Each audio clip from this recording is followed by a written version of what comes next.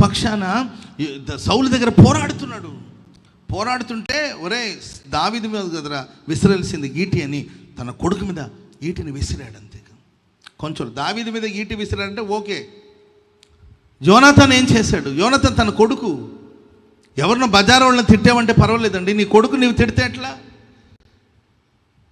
ఎవరిని బజారు వాళ్ళని బూతులాడేవంటే అది వేరే విషయం. నీ కన్న కొడుకుని, నీ కట్టుకున్న భార్యని, యోనాతాన్నే కాకుండా వాళ్ళ అమ్మ ఎవరు? సౌలు భార్యని తిడతాడు, కొడుకుని తిడతాడు, ఈటి తీసుకుని ఇసిరితే కొంచెంలో తప్పించుకుంటే ఏమాత్రం కొంచెం ప్రమాదంలో చిక్కుకుంటే చచ్చుండేవాడు యోనాతాన్. కానీ దావీదు కోసం హింసను అనుభవించాడు, నిందను అనుభవించాడు, తిట్లు తిన్నాడు, మాటలు పడ్డాడు, ఓర్చుకున్నాడు, సహించుకున్నాడు. ఏమాత్రం దావీదుని అనడానికి అవకాశం ఇవ్వలేదండి. సౌలుతో పోరాడి నిలబడ్డాడు. నాన్న ఏం చేశాడు దావీదు? ఏం కీడు చేశాడు? నువ్వు ఎందుకు అపార్థం చేసుకుంటున్నావు? ఏదైనా కీడు చేశాడా? మన కష్టాలు ఉన్నప్పుడు మనల్ని ఆదుకున్నాడు, మనకు హెల్ప్ చేశాడు, సహాయం చేశాడు, ఇప్పటికీ మన దగ్గర ఉన్నాడు. ఎందుకు ఆయన మీద మీరు ప్రతీకారం తీర్చుకుంటున్నారు? ఎందుకు మీరు ఇలా థింక్ చేస్తున్నారని ఎల్లప్పుడూ దావీదు పక్షాన పోరాడాడే తప్ప, ప్రియులారా, సరే ఈ దావీదు గారు ఉంటే మరి నాకేదో ప్రాబ్లం వచ్చేటట్టుందని దావీదుని తొలగించుకోవాలి. వాళ్ళ నాన్న ఇంకొంచెం రెచ్చగొట్టారనుకోండి, నాన్న రెచ్చిపోయి దావీదుని చంపేస్తే యోనాతాన్కి ఇప్పుడు అంత ఫ్రీ అయిపోతుంది కదా. యోనాతాన్కి ఇప్పుడు పోటీ ఎవరంటే దావీదే కదా. దావీదు లేకపోతే యోనాతాన్కి అన్ని అనుకూలమే కదా. అలా భావించలేదండి ఆయన. నీతి జరగాలి, దేవుని చిత్తం జరగాలి, దేవుని ప్రణాళిక నెరవేరాలి. దావీదు నీవు నిశ్చయముగా రాజు అవుతావు. ఆమెను చెప్పండి అందరు గట్టిగా హల్లెలూయా. ఖచ్చితంగా దేవుడు నేను రాజునిగా చేస్తాడు. సౌలు అంటారు, రే వెర్రే, నీకేమన్నా పిచ్చా? వాడిని రాజు అంటావేంట్రా? నీవు కాదు రాజు అవ్వలసిన వాడు. నాకు అవసరం లేదు, నా ప్రాణ స్నేహితుడు సింహాసనం మీద కూర్చుంటే చాలు. దేవుని చిత్తం నెరవేరాలి, దేవుని ప్రణాళిక నెరవేరాలి. సింహాసనం మీద నాకు వ్యామోహం లేదు. దేవుడు ఆ సింహాసనాన్ని ఎవరి కోసం నిర్ణయించారో ఆ సింహాసనం మీద వాళ్ళే కూర్చోవాలి. ఆమేన్. దానికి దావీదు అర్హుడు, దావీదు దానికి పాత్రుడు, దావీదు అభిషేకించబడిన వాడు. ఒక రాజుగా ఉండవలసిన అన్ని గుణాలు, ఆ దివ్యమైన స్వభావాలన్నీ దావీదులో ఉన్నాయి.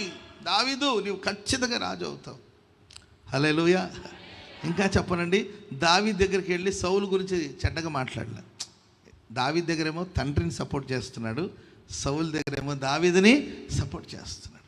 కొంతమంది ఉంటారు, ఇటోళ్ళ గురించి వెళ్ళి వాళ్ళకి చెప్పడం, ఆటోళ్ళ గురించి వచ్చి ఇటు చెప్తూ ఉంటారు. దావీదు దగ్గర మా నాన్న, నేను మాట్లాడతాను రా, మా నాన్న మీద ఊరికి నువ్వు పగ పెంచుకోవద్దు. Praise the lord. మా నాన్న మీద నువ్వు వినండి, అమ్మో మీ కళ్ళు, అది కలర్ లైట్లా, ఇటు చూడండి. Praise the Lord. హల్లెలూయా. దావీదు తొందరపడద్దు, నీవు ఏం కాదు, నువ్వు రాజు అవుతావు. మా నాన్న ఏదో తెలియక అట్లా చేస్తున్నాడు, ఊరికి నాన్న మీద కూడా పగ పెంచుకుని నేను నాన్న మనసులో ఏమో తెలుసుకుని నీకు కబురు పెడతాను అని నీతి నిమిత్తం అక్కడ హింసించబడుతున్నాడు. దానివల్ల యోనాతాన్కి ఏమైనా దొరికిందా, ఏమైనా మిగిలిందంటే ఏమీ మిగిలి, హింస, బాధ, కష్టం, కన్నీళ్ళు. లైఫ్లో కొన్నిసార్లు నిజంగా మనం దేవుని కోసం నిలబడినప్పుడు, ప్రభు కోసం నిలబడినప్పుడు, పరిచర్య కోసం నిలబడినప్పుడు మనకి ఏం మిగులుతుందంటే కన్నీళ్ళు, కష్టము, నింద, అవమానాలు. Praise the Lord. ఏం తీసుకెళ్ళేది ఏముందంటే దైవజనులు యేసయ్య గారు ఎంతో ప్రయాసపడి ఇంత పెద్ద సంఘం, ఇన్ని సంఘాలు, ఇంత పరిచర్య చేశారు. ఏం తీసుకెళ్ళారు చెప్పండి? ఏమీ తీసుకెళ్ళారు.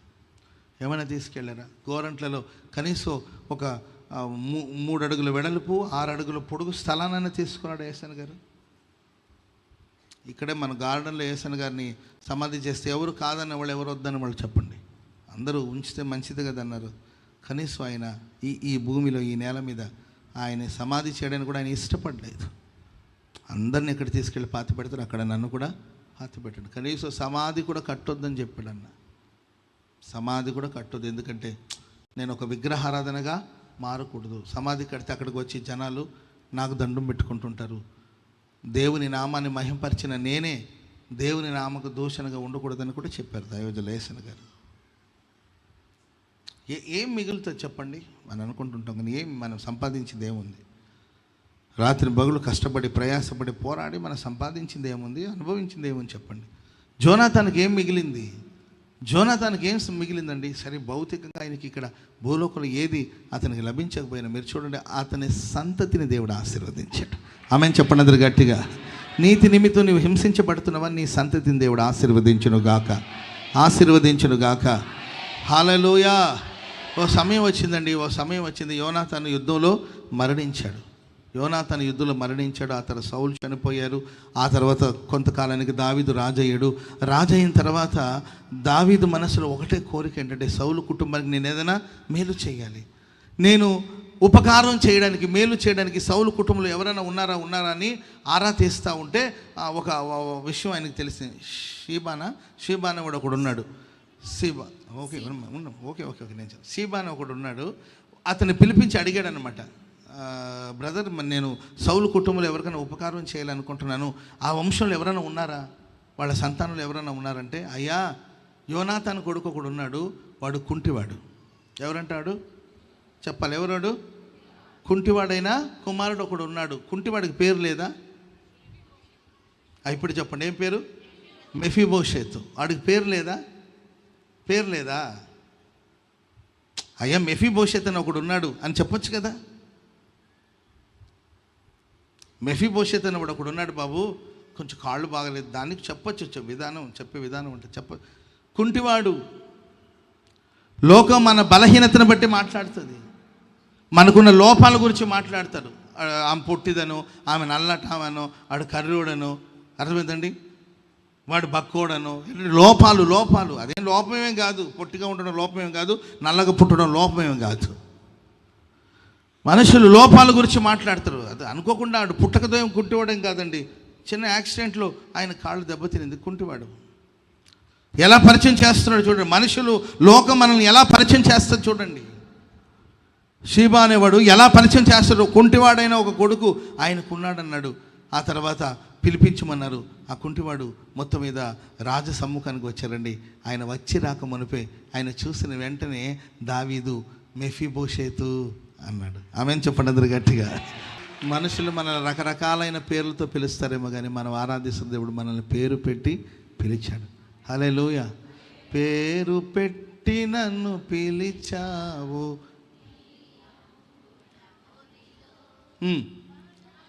ఘన విజయమునిచ్చుట కొరకే తగిన సమయములో పేరు పెట్టి నన్ను పిలిచావు.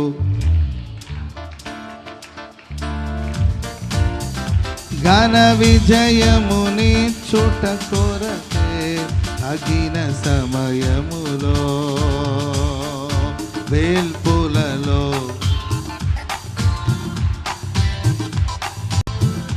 నిన్ను చువారిని గణపరతువు, వేల్పులలో మరుగనుడా యేసయ్యా, నిన్ను సేవించువారిని గణపరతువు, నిన్ను ప్రేమించువారి సమస్తము సమకూర్చి జరిగించువు. యందు భయభక్తి గలవారికి శాశ్వత కృప